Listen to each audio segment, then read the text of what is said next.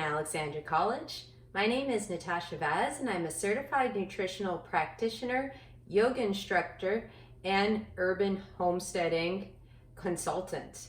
And now that is basically a term for being able to make as much as you can at home and using some of the traditional practices of soaking, fermenting, and preserving, which are all great ways to have an amazing relationship with food. It's a great way also to bring people together around healthy food and healthy habits.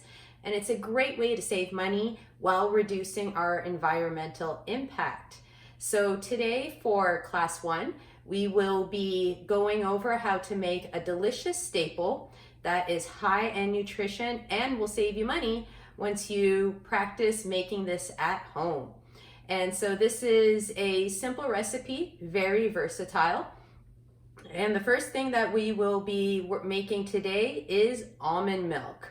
And I like to call this almond milk with a Y because it's not what we traditionally think of when it comes to milk, which generally comes from animal sources. And in my years as a nutritionist doing all of the research, I have noticed that the milk that we have today is not the same thing that our ancestors were having. Around the 1960s, there was a mandate saying that everything had to be pasteurized. And pasteurization, although it does do some sanitization for animal products, it does also destroy some of the nutrients and it changes the shape of the proteins. Now, why is this such a big deal? Well, proteins and digestion work on this very much lock and key mechanism where your body will absorb what it recognizes. And I have a huge suspicion that a lot of the allergies and food intolerances that we have today are because of the modern processing, as well as a lot of the chemicals, additives, and hormones when it comes to animal products. So what we will be making today has no preservatives, does not have artificial hormones, and will actually save you money in the long run. And so the one that we will be covering today is a raw almond milk. And so for that, when you are shopping, look for something that is organic and raw. If it says blanched or roasted, then it may not have the best taste. And also it will not last as long in your fridge. That is mostly because the fats have been oxidized. And that is basically a chemistry term for saying that a lot of the bonds, if you were to look at it in a chemical diagram, have been changed or morphed. And a lot of the times it's been morphed into something that our body doesn't recognize. Remembering that this modern blueprint of human has been around for millions of years with very, very little change. And so another reason why I like to venture into the realm of urban homesteading is these are some of the practices that have gotten us to where we are today, close to 8 billion strong.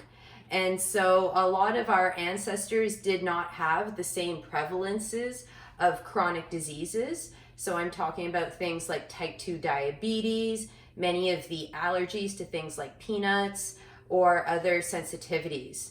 And again, I do feel that that does have a lot to do with our current environment, the chemicals, the processing, and all of the additives that we do tend to put into our food.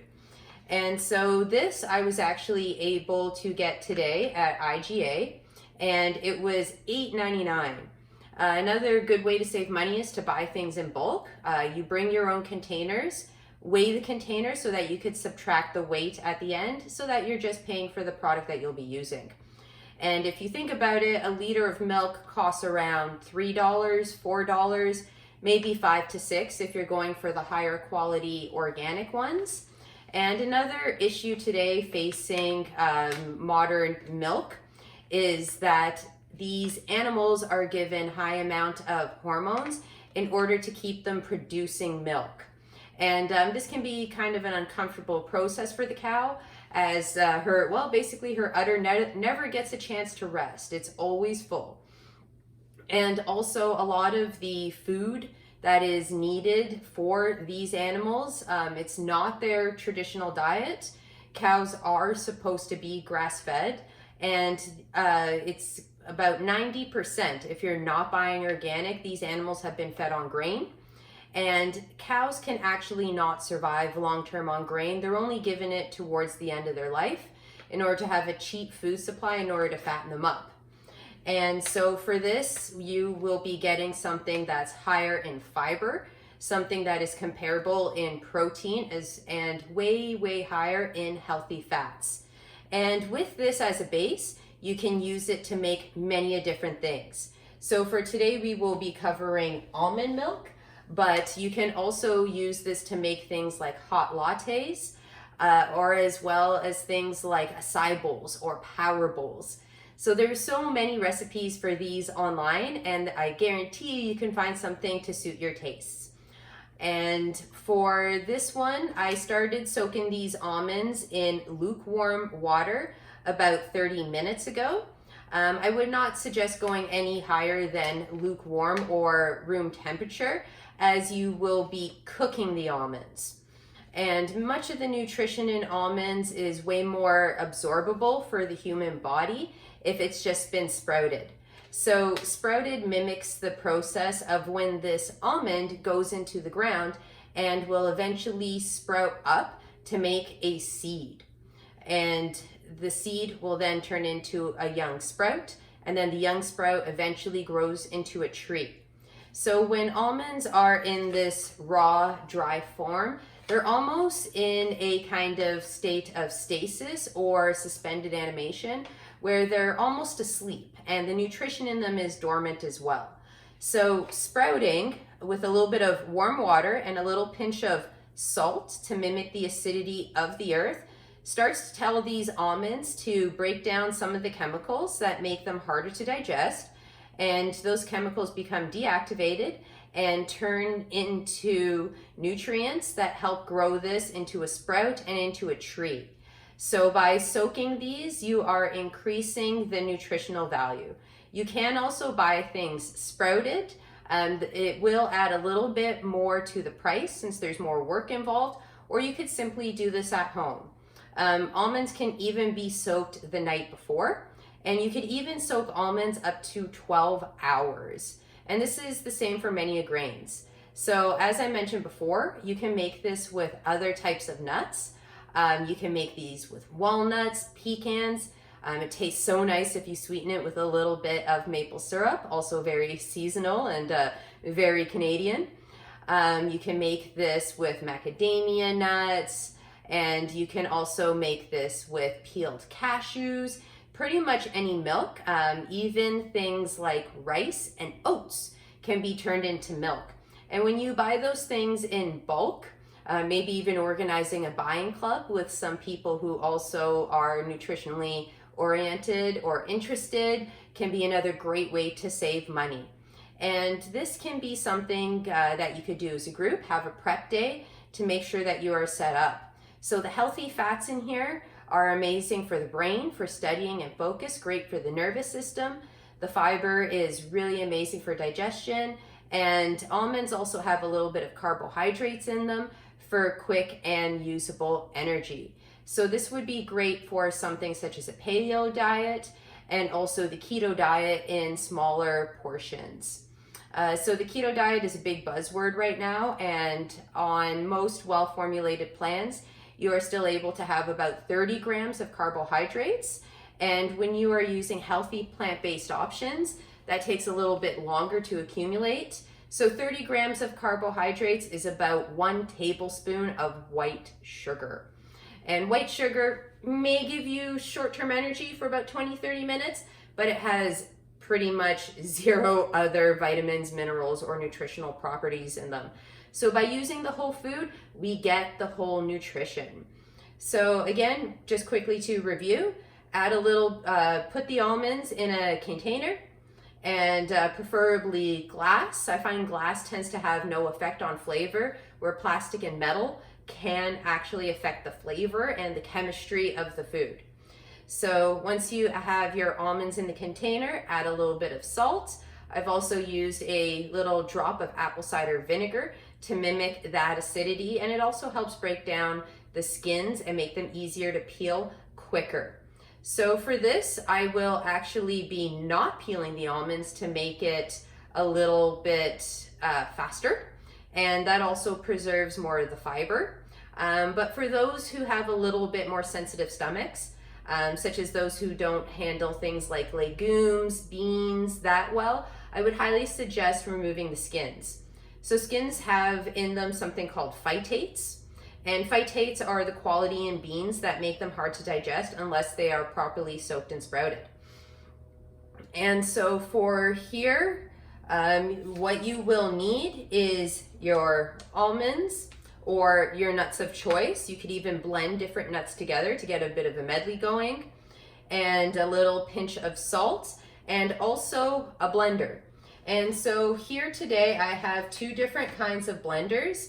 This one here is a NutriBullet, and I would call that a medium powered blender. And then over here, this is my absolute favorite. This is a Vitamix. As a nutritionist and somebody who coaches people on cooking healthy recipes at home and provides nutrition plans, this is my employee of the month every month. It's an incredibly versatile machine. It's also the standard in many professional kitchens. So this is what you would call a high-speed blender, and other comparable ones would be something like the BlendTech blender, or also the Ninja blender are also considered high-speed. And so the NutriBullet is really, really easy to use, very versatile. They often come with different types of blades. So this one here is basically a smoothie and blending blade. And these ones also come with a mill blade. And so a mill blade is a little bit flatter than this one, and it's amazing for making things like flours, and you could also use it to grind coffee and other beans. The Vitamix can do that as well too. The Vitamix also has about 9 different speeds, and this model here actually has presets, one for smoothies, one for frozen desserts, and one for hot soups. So basically it will automatically adjust the speed of the blades in order to make your dish. And so the NutriBullet will probably run you about $160, where a Vitamix is around $560. So I have seen these at Costco every once in a while for about $300. And the great thing with these is they come with a 10-year warranty. I've had this particular one for 5 years and have never seen problem with it. I know of people who have 12 and 15-year-old Vitamixes, and they do not have a problem with them at all. And so another thing to consider though with the Vitamix is they are a little bit louder than regular blenders. They do sell models that have covers over top so that you can reduce the noise within the home. And so other supplies you will need is a linen bag for straining the almond milk if you're planning to keep the skins on. Also, some of the regular blenders don't powder things as fine as the Vitamix, so you may want to use this for straining. Again, a 3-pack of these, especially if you find them at a place like Winners, may only cost you about $4. So that's about $1.25, $1.30 per bag. You can also use a cheesecloth that you layer a few times so that the holes are super fine like this one. And so this is an extremely fine mesh bag, which is great for holding on to all of the skins. So we will be using that one after. So again, these almonds have been soaking in some lukewarm water, and you can already see how some of the dust and some of the pigment from the skins are starting to leach out, and that will make it way easier. So another tip, if you do not have a high-speed blender and want to skip the whole straining step and also want a bit of a lighter flavor to your almond milk, is you can peel these guys ahead of time. And so with almonds, it's super, super easy once you've given them a good soak. Basically, they have this little nub at the top where the white flesh of the almond is already showing. And you can take your nail or even just a small knife and make a little slit here, and literally the skins just peel right off of the almonds. So this is another step to skip the straining. And know that if you're using something like a macadamia nut or cashews, you won't have to peel them. Almonds do tend to be a little bit more balanced in their macronutrient profile. So macronutrient basically describes the amount of and the type of fat, protein, and carbohydrates. Also know that fiber is a carbohydrate, but it's a super complicated one that our digestive system cannot break down. So that's why fiber is really useful for keeping the digestion going, as the bulk helps your intestines move things through and digest it. So for this one, for the purpose of this demonstration, I'm going to be skipping the peeling step, and we're going to be going straight to blending. So I'm going to show you how to make the basic recipe, and then we'll have a little chat about variations. And so something very important is you want to always discard this milk. The water that is from these almonds. So that does have some dust, some dirt, but actually your plants, your house plants or your garden plants would love this. There's a lot of good stuff in here for the plants and the soil, but not necessarily so great for your internal digestion.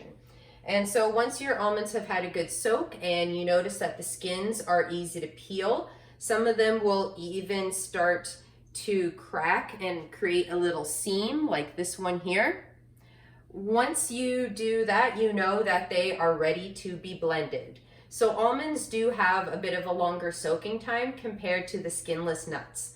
Know that you can also make milk from oats, from rice, once you have done the soaking. And there's many online resources for that.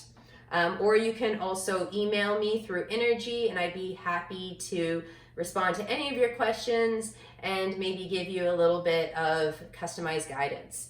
And so here we're simply going to strain the almonds, get all of that water out. I'm a fan of giving them one more rinse to make sure that we get all of the cloudy, dusty bits off of it. So the texture of almond milk and people's preferences often varies. I do like to make mine a little bit richer, closer to a cream instead of a skim milk. And that is basically based on the amount of water to nuts ratio that you have. So I'm going to use the Vitamix for this one. And basically just pour in the nuts.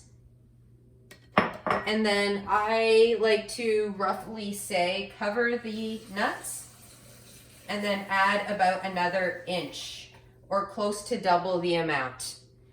And then once you're on there, after you get a chance to fasten the lid, you can choose your settings. So if you are using a regular blender, my advice for the long lastingness of your blender would be to start it low. And what that does is it helps preserve the sharpness of the blades.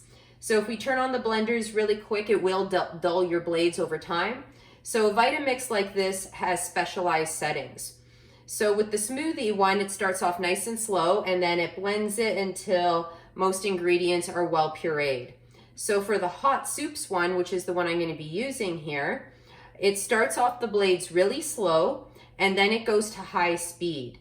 And so the hot soup function on the Vitamix, what that does is the friction of the blades actually heats it up. You can make delicious, fluffy things like lattes, pumpkin spice lattes, golden milk, mochas, chocolate milk, just by using your Vitamix.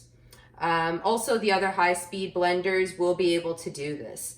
Now, you can definitely easily make this milk in a regular speed blender. You just might have to blend it for a little bit longer. So now when I start the Vitamix, I'm going to turn it to the hot soup function, and it's going to get a little bit loud in here.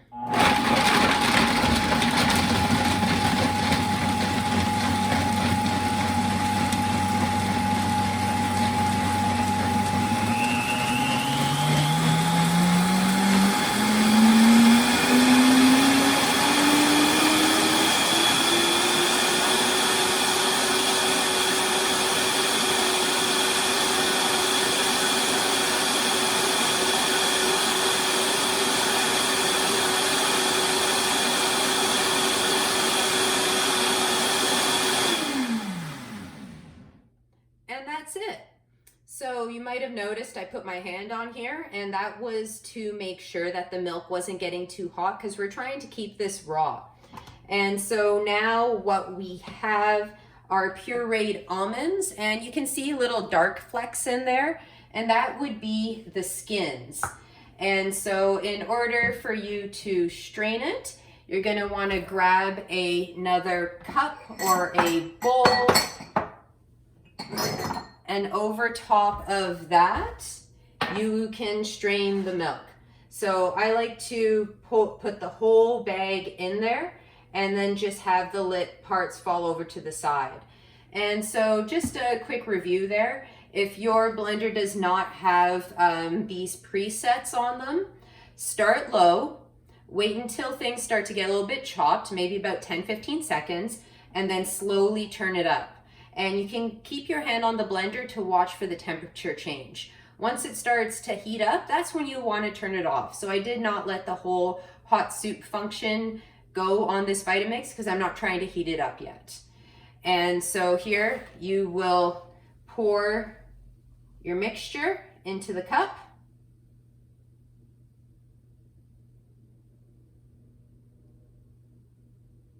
And it's really foamy and fluffy at this time. And then from here, we're going to start picking up the bag out of the cup. And then as you can see, we're already dripping out pure white almond milk. And then from there, you take your hand and you squeeze the rest out of the bag. So you'll want to do this nice and slow here. And often you can do this into a bowl as well too, to make sure that it doesn't overflow. And so squeeze it until you aren't able to get any more out of there.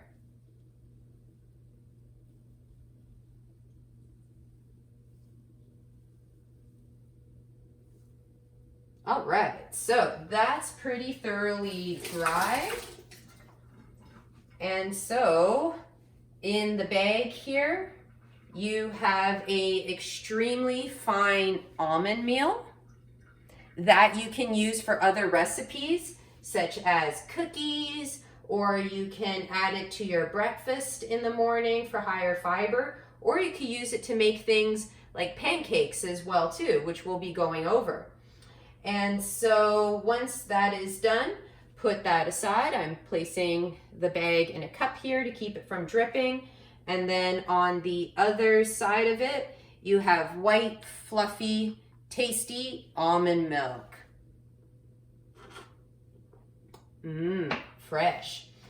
And so I do still have some milk here left in the bag.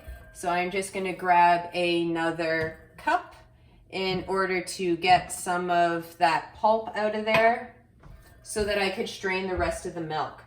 And so I maybe used a quarter of that bag, which probably amounts to $2.25 in order to make that cup there. And again, that almond milk is a little bit thicker.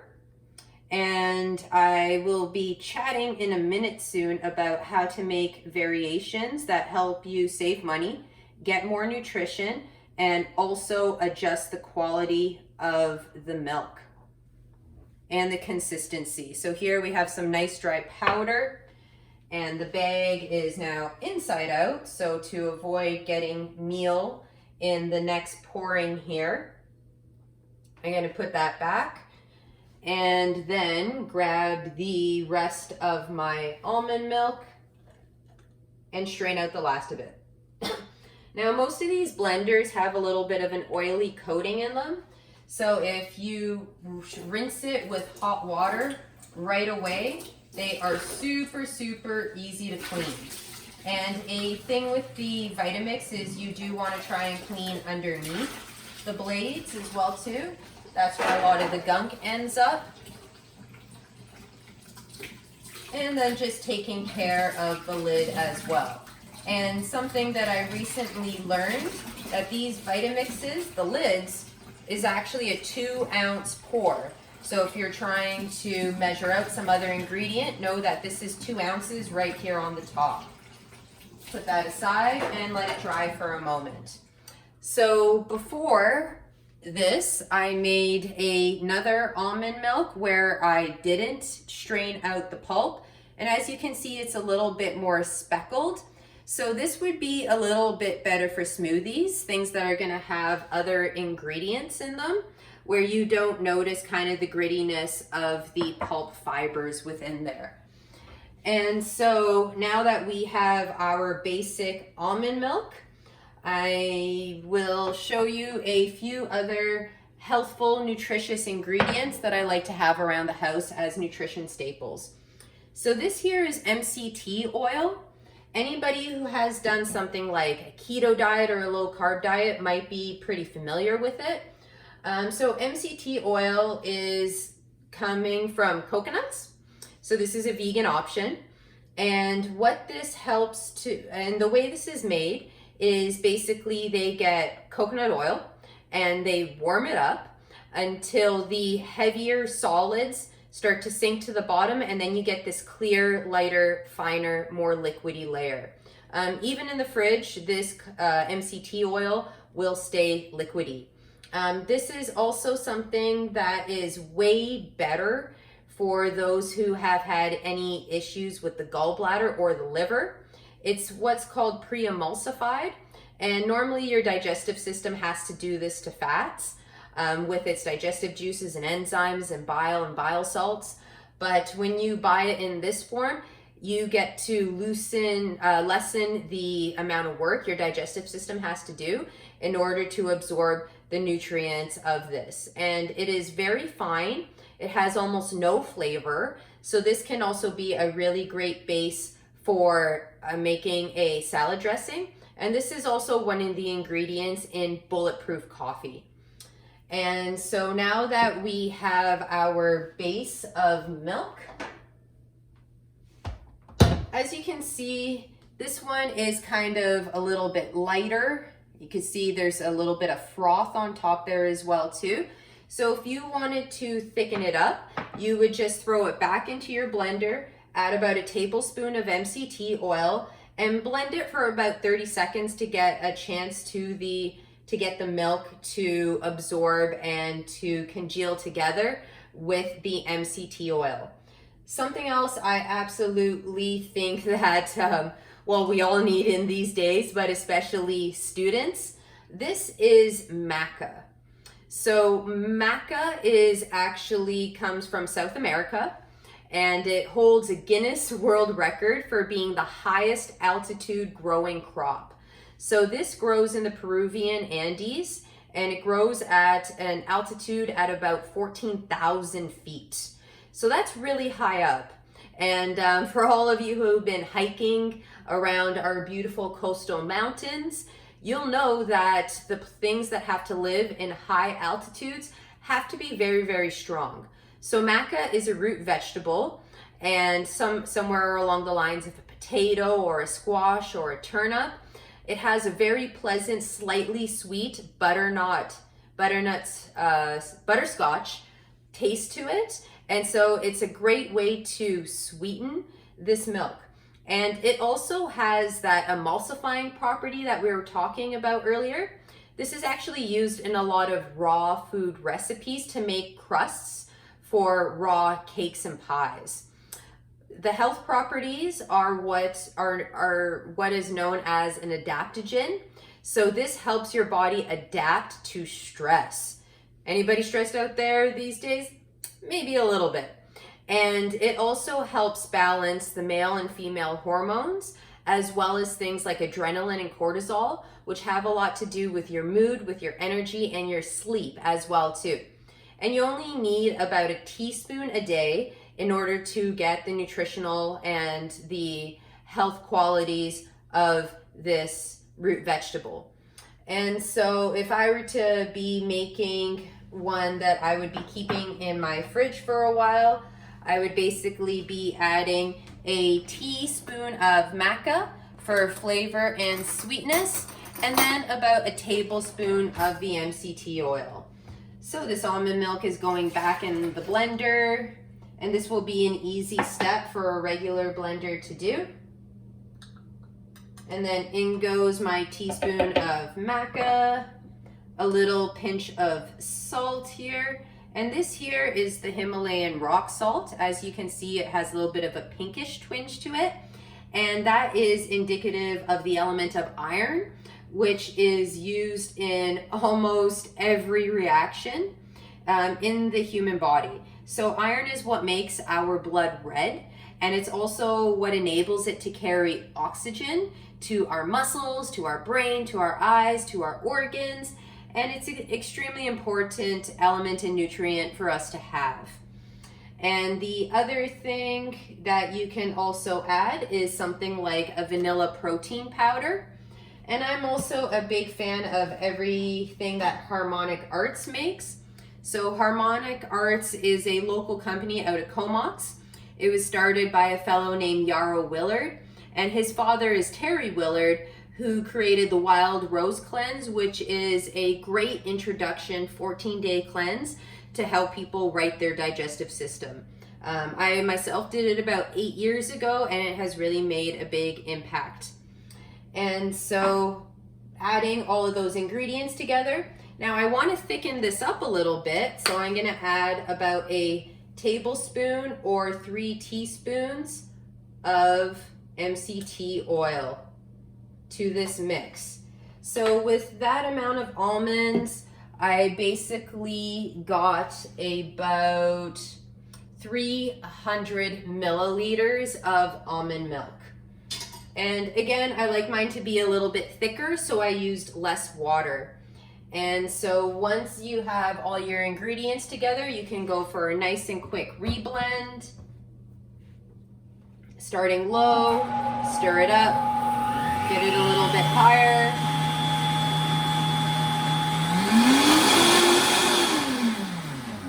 And done. So this milk can now live in your fridge for 3 days, or another great step is to freeze it into ice cube trays so that anytime you want to have some for the day before, or you can just add them as is into a smoothie.